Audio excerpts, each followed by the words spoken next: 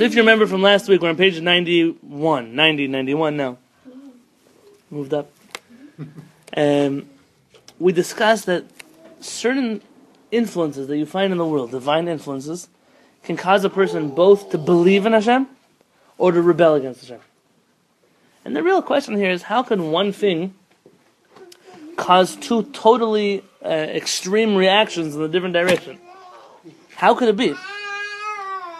And there's a pasuk in Hosea. Hosea was a Navi. And Hosea says, Yisharim darchei Adonai. The ways of Hashem are straight. What's Yeshut? What does Yeshut mean, straight? It's not deviating. It's truthful. It's Not deviating from what's right. Truthful. Yeshut is a character trait that nobody likes. Nobody likes it. See, if I had to summarize now the three principles that we were raised in our yeshiva, our parents wrote a book called Emet, truth, Yosher, straightforwardness, and Tzedek, righteousness, justice. And someone asked, but where's Shalom? Where's peace? if you have those, you have peace. Some would say. The truth is not always. You see, I was just now discussing with somebody about society, about upper class, lower class. There are people in the world who, we're just at Costco now, buying food for Shabbat. And the guy behind the register said, I'm so happy to see somebody with kids, I can never afford to have a child. His calculation was purely financial. Mm-hmm. That's true. We all at some point make calculations. How many, it's something you talk to a rabbi about. But we have a tradition in Judaism that every child comes with his bread in his hand. My wife is a bigger believer than I am. Yeah? A lot of blessing. A lot of bracha. Blessing. And the truth is, you see someone like that, and you say, he's making his calculation purely on finance. You see, that's a person who he lives in a world, he told me, he doesn't have money to do anything except for live. To pay his rent, to eat, and come to work. Zoom. And there are some people, we just recently had somebody that I know, he couldn't pay his bus ticket, 6 shekels, to get to Yerushalayim. So there are people who are, and then you have people who they'll go to dinner and spend $15,000. You read about them in the newspaper. People watch movies about them. They read articles about them. And where's the par here is so huge. And then someone recently said that criminals can do the same crime, but one who has a better lawyer will get off. And one who has a worse lawyer will go to prison. So generally, if you're poor, or you don't have access to a lot of funds or connections, you could do the same crime as somebody in Wall Street does. But he's probably not going to ever serve prison time. And there are people in this state who it's like, prison is part of life. You go to high school, you go to college, you go to prison. It might happen before high school, might happen before college, might happen after college, but they will be in prison at a certain point in their life. And there's a society like that, and there's a society of people who they've never even seen a place where it doesn't look fancy, where it's not.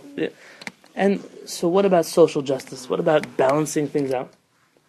The truth is that it would be much easier to make peace between poor people and wealthy people than it would be to bring justice.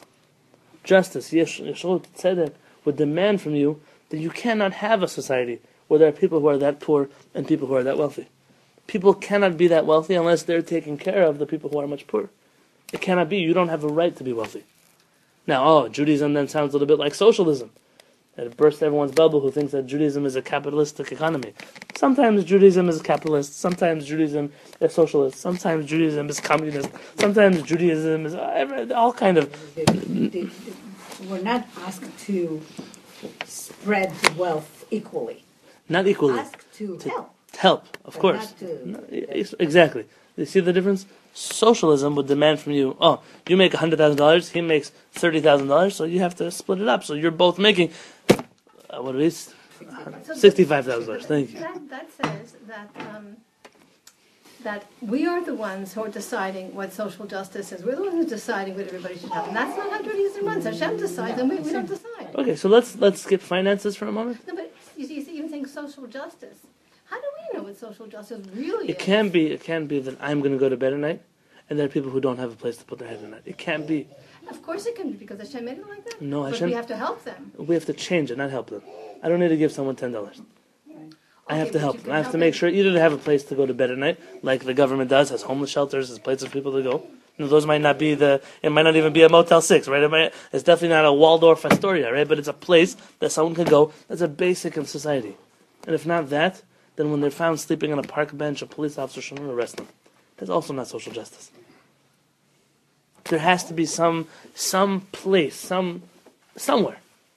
It used to be, for example, always in Jewish society. It's interesting. In Jewish society, we're not normally used to having very poor people, middle class, upper class, very poor people. In our history, Baruch Hashem, we've kind of taken care of each other. But normally, the lower class, ironically, of Jews have always been the Torah scholars. Always, and the Gemara, and the Mishnah, and the Shulchan Aruch, always the Torah scholars. And for example, in a community like Syria or Egypt, the custom was that every family would adopt another family who was a Torah scholar that would live with him. I mean, you would build a house, and then, like in LA, many houses have a back house, is that what it's called? In San Diego, you don't really have it so much. You have one house and then another house behind your house. It's a strange thing to have. That other house would always be a Talmid Chacham. And interestingly enough, that was then free schooling. Because part of the arrangement was you have the house, you get food, but our children study by you all day. That's great. So it worked that you didn't pay for an education. You paid to support a family, and they both got what they needed. And then you never worried that when you went to bed, the Talmid Chacham was sleeping on a park bench. That was an interesting combination. So both people gained from that. What? Very nice. That's exactly what it was. And it wasn't that one of them was just taking. He was also giving back what he knows how to give back. It's an interesting combination. And then the girls, for example, at home, will learn how to do a fresh challah from the wife of the Talmid Chacham. Different things, the mitzvot, kashrut, the mother of the house. And it was an interesting relationship. That's not the only model that could work. But emet, yosher, tzedek doesn't involve shalom, because if I would start telling this to the masses, it doesn't sound nice when I said, because I have more and now I have to give and it doesn't make me feel good. You're tithing. Yeah, I want to give there are some people that give it 10% and it didn't even dent their finances. There are some people that to give 1%, it's a serious financial calculation for them. And it's not just money. Again, it's also stature. Not just, there are people, different employment, different looks, different skin colors, races. There are things that are rampant in every community in the world. And when I was thinking about this model, shalom is a value. When you've perfected the world on emet, on yosher, and tzedek, you can get to shalom. You can get to peace. Peace could either be a band-aid. You're getting people who don't like each other to pretend that they love each other. Or shalom can be an end goal. It could be something that lasts forever, but you have to take steps to make it last forever. Okay, but I think we always disagree with... There are times that peace overrides justice. No. Yeah. No. For example. If you go back into Tanakh, when HaKadosh Baruch Hu lies to Sarah, to Abraham, right? She says, Vani zakan. He says, Vadoni. She actually says, Vadoni zakan. And over there it says, HaKadosh Baruch Hu lied. Mipnei Shalom. It wasn't justice. It wasn't Emet. It wasn't Yashar. Right. But that's not the only way to understand the story there. Okay. Meaning... It's a mistake. It's a mistake. No, it's a mistake. Yeah. You're learning it not with the context of the Gemara or the Rishonim. No, when we learned it in the Monday morning group, there are times that peace takes precedence. Doesn't mean always, but there are times that peace takes precedence, because it'll bring out justice, but not because of the value in itself. Not necessarily. So how do you learn that a different way with Gemara? Let's go back to the Monday class. Well, the Monday class has to come back to the Monday class. The Navi Hosea says, Yesharim Darchei Hashem. The ways of Hashem are straight. What does straight mean? I don't always like them. They're straight. Hashem doesn't treat you nicer than somebody else because he likes you more and he likes them less. That whole understanding of Hashem is totally flawed. But how do I interpret Hashem's actions? Says the Navi, V'tzadikim yelchuvam, the tzadikim will go with the ways of God. U'posh'im ikashlumam.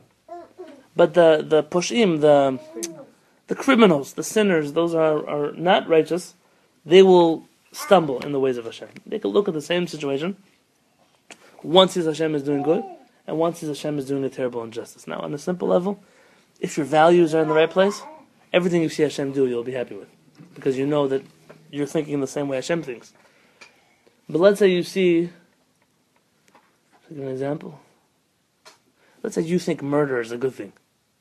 There are such people. Murder of, they were in Germany. Murder of Jews was a great thing. But let's say you're an Eskimo, and in your values, murdering a firstborn daughter is a value, because you should have a firstborn son. And the Eskimo society would put girls on an iceberg and send them out into the ocean so they could die. A baby. So in an Eskimo, so in Eskimo society, if I would come and say, oh, that person who put his daughter in an iceberg, he's going to not be put to death because he was a murderer, and I take him to trial and put him on death row, people are going to say, oh, see that person? He's going against justice. He's going against the because in their head, it's flawed. A Rasha will look at the same thing that Hashem does, and a Tzaddik will say, this is what's supposed to happen. And a Rasha, because his head is in the wrong place, he'll view Hashem's justice as a perversion. And therefore, you can learn things about Hashem, experience things about Hashem, and you can walk away a believer in Hashem. Or you can walk away an absolute pagan, someone who's rebellious against Hashem.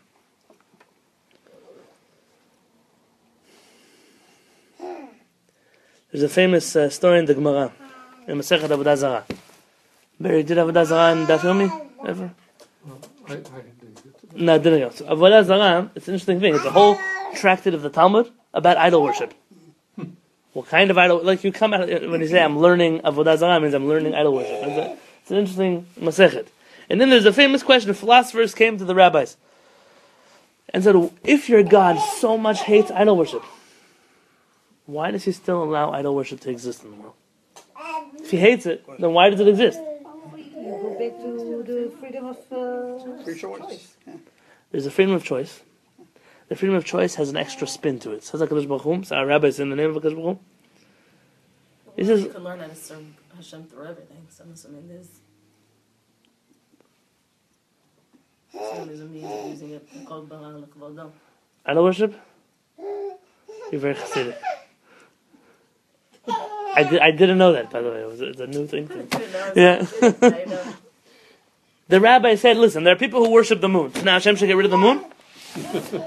Is that the people worship the sun? So Hashem should get rid of the sun? He said Hashem shouldn't destroy his world because of shotim, because of stupid people, because of crazy people. It's also a thing in life. When they went to ask Rabbi Kuzari, they asked Rabbi Kuzari, who was the chief Kabbalist in Yerushalayim, what do you think about all the fake Kabbalists? And Rabbi Kuzari said, Hashem doesn't talk about idol worshippers. I don't talk about fake Kabbalists. I'm not going to ruin Judaism because of fakers. We don't even have to make a cheshbon. We don't have to look at them. Harav Kapach, I saw someone sent me today. Harav Kapach, or Kafich, depends how you say his name. He writes that today the way to deal with idol worship is bizidul. So to degrade it, to humiliate it. It's such a silly thing that people still believe in such a thing. Really, it's a glorified version of believing in a rock. It's just different. Different words.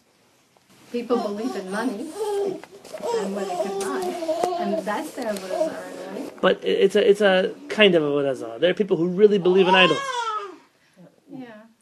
They really believe there's a person in this world who's a god. That's a crazy thing. Crazy thing. Yeah, that's right. I've seen that. But, yeah, it's crazy. So, HaKadosh Baruch Hu brings to this world different divine influences. Rishmim Elohim, we said. Let's look inside, page 90. Amar Kuzari, asked the Kuzari, how could it be the root of belief is also going to be the root of disbelief? Amar Chaver, says the rabbi, it could be this way. כי הדברים אשר ייכונו לקבל הרשמים מהם האלוהים אינם ביכולת אדם ולא יוכלו לשער כמותם ואיכותם ואם ידעו עצמם לא ידעו זמניהם החווייתם וחיבורם וזימונם צריך בזה לידיעה שלמה מפורשת תכלית הביאור מת האלוהים.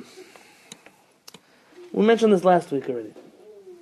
That spirituality without halakha, without the way, I had a spiritual experience.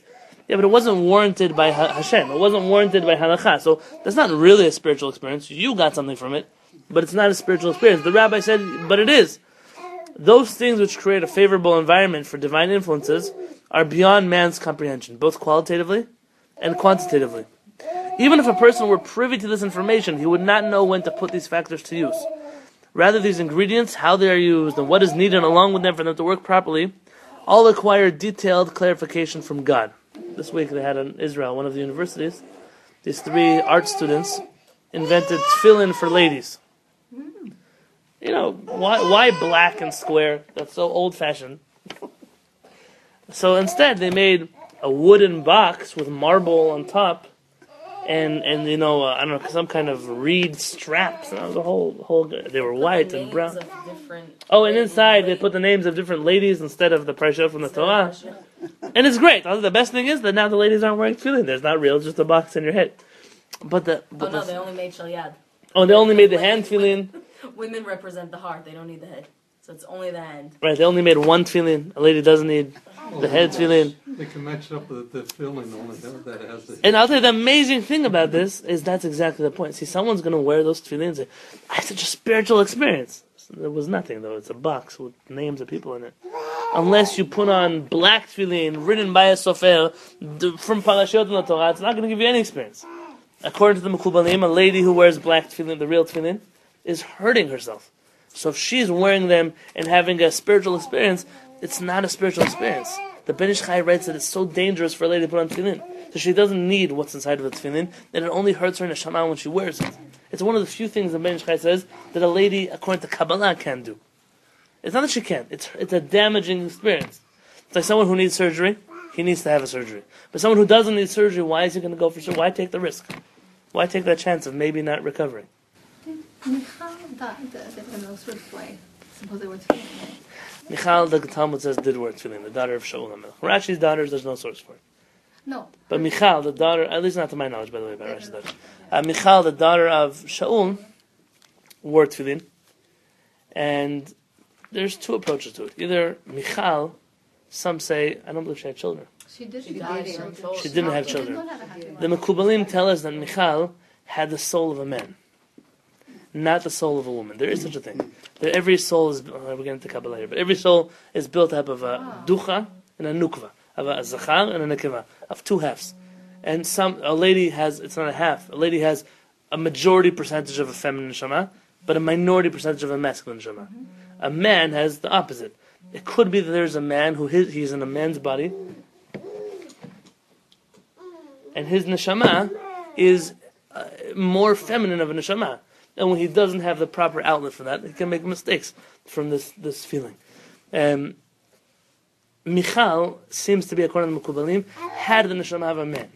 And therefore, when she wore tefillin, she was doing something that for her was okay. That's according to the Kabbalists. Then there are 2 depends according to Pshat. Why do we go to Kabbalah first? People like Kabbalah first. Pshat, they say, the order of Torah is Pardes. Pshat, Remez, Drash, Sod. What are we? We're called Sfaradim. Why?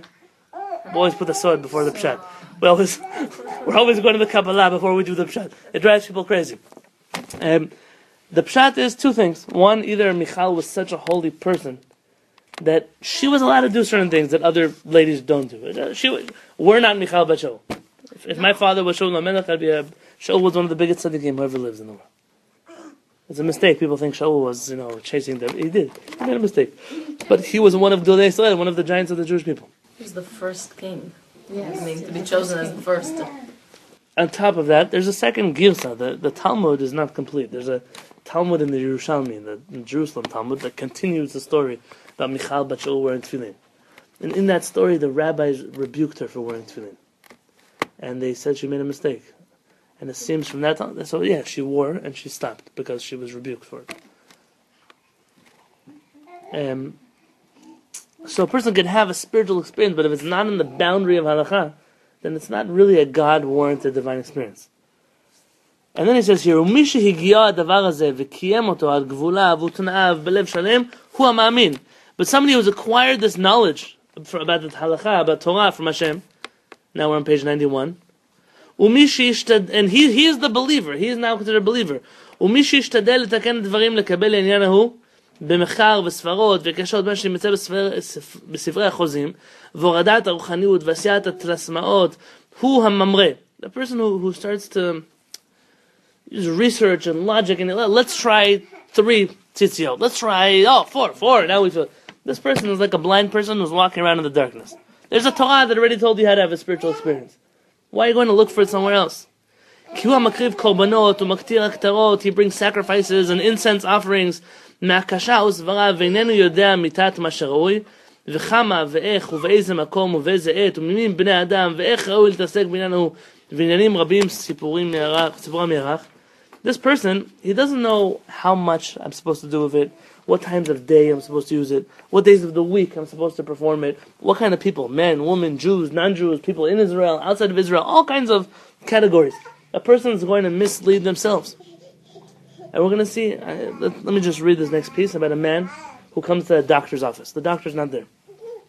And he decides, listen, there's a long line of people who need medication. Now, the doctors back then were not... board certified? They didn't buy medicine ready-made. It wasn't like, here, take some antibiotics. They made their own medication. So a little bit of this herb, a little bit of that herb, a little bit of this spice, a little bit of... Yeah? So these people, they were mixing all kinds of combinations. And if you give someone a dose that's too strong for them, Hashem Yishmo. Someone, the dose doesn't even work, they'll die from not having the right medication. He agreed with you. He knows. Yeah. I'd like to get down. You want to give a class? Or you want to read the Torah? Tomorrow. Oh. So, V'haya kiksil, it's like a person, a fool. Asher nichnas be'otzar rofeh, he enters into the chambers of the doctor. Mifusam kirvodam moilot, is a famous doctor. He heals many people. V'harofeh inenu bo, and the doctor's not home. Uvnei adam hayu mechavrim al ha'otzar hahu levakesh ha'toilet, and people came to get medicine. V'aksil hahu haya noten min ha'kelim mehem, and that fool started giving out in the different utensils. V'hu lo haya makir refuat, he knew nothing about medicine. V'lo kama raui la'ashkot mikol refuah lechol ish ve'ish. He didn't know how much to give to each person, what dose to give to each person.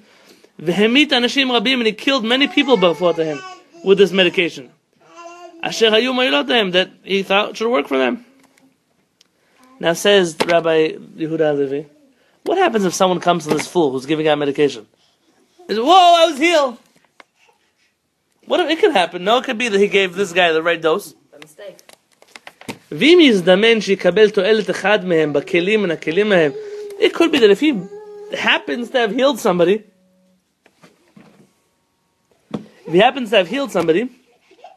ייתו בני אדם עליו ויאמרו כי הוא המועיל.